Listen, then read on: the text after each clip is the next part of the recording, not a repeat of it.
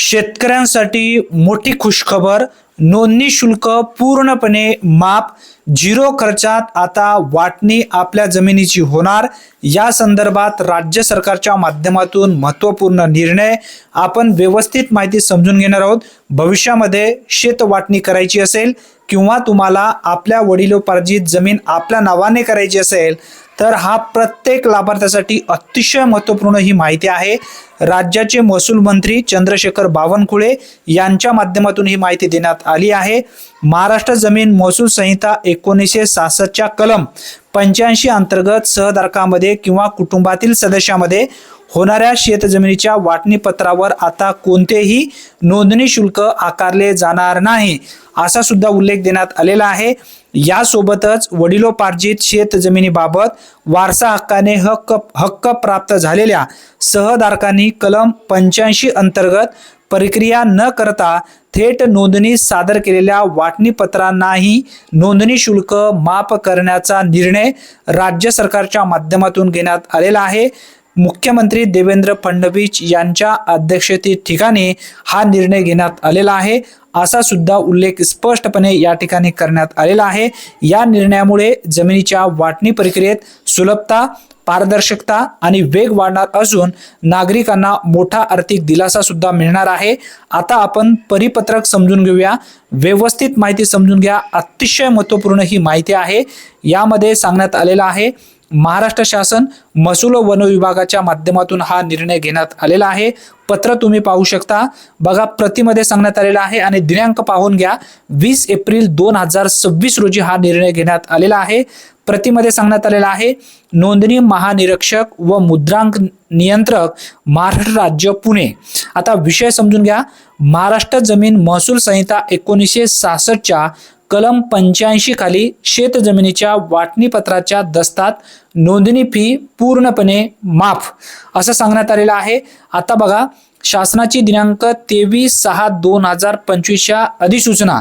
आता इथं व्यवस्थित समजून घ्या या पत्रामध्ये काय माहिती देण्यात आली आहे। भविष्यामध्ये अतिशय महत्त्वपूर्ण माहिती ही तुमच्या उपयोगी पडणारी आहे। माननीय मंत्रिमंडळाच्या दिनांक 25/5/2025 झालेल्या बैठकीमध्ये दिलेल्या मान्यतेस जमीन महसूल संहिता 1966च्या कलम 85 अन्वये सहधारकांनी निष्पादित केलेल्या शेतजमिनीच्या वाटपाच्या सलेखावर आणि कुटुंबातील सदस्यामध्ये निष्पादित केलेल्या शेतजमिनीच्या वाटपाच्या सलेखावर कोणतेही नोंदणी शुल्क आकारले जाणार नाही। याबाबतची अधिसूचना दिनांक 23/6/2025 रोजी प्रसिद्ध करण्यात आलेली आहे।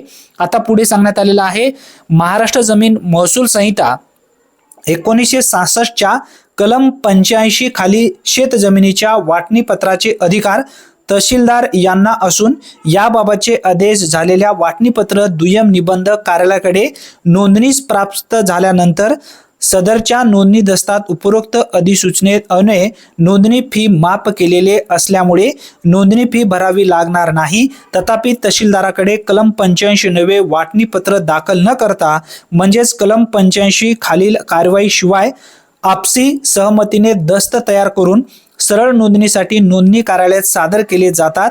या सादर केलेल्या दस्तास उपरोक्त अधिसूचनेत तरतूद नसल्यामुळे अशा दस्तात नोंदणी फी जो काही दुय्यम निबंधकाकडून आकारली जात असल्याची बाब शासनाच्या निदर्शनास आलेली असल्यामुळे या अधिसूचनेत स्पष्टीकरण देणे आवश्यक आहे।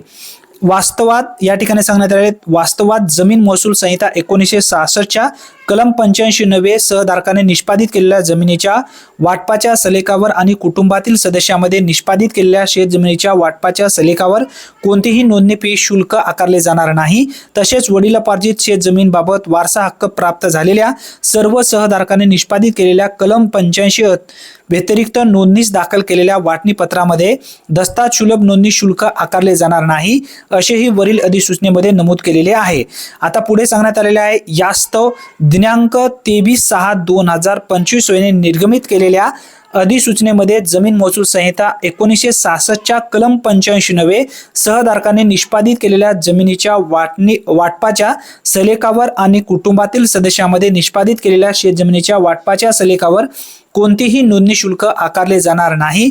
याबरोबरच तसे कलम 85 व्यतिरिक्त वडिलोपार्जित जमीन व बाबत वारसा हक्काने प्राप्त झालेल्या सर्व सहधारकांनी निष्पादित केलेल्या आणि नोंदणीस दाखल केलेल्या वाटणीपत्राच्या दस्तात शुद्धता नोंदणी शुल्क आकारले जाणार नाही असे स्पष्टीकरण देण्यात येत आहे सुद्धा.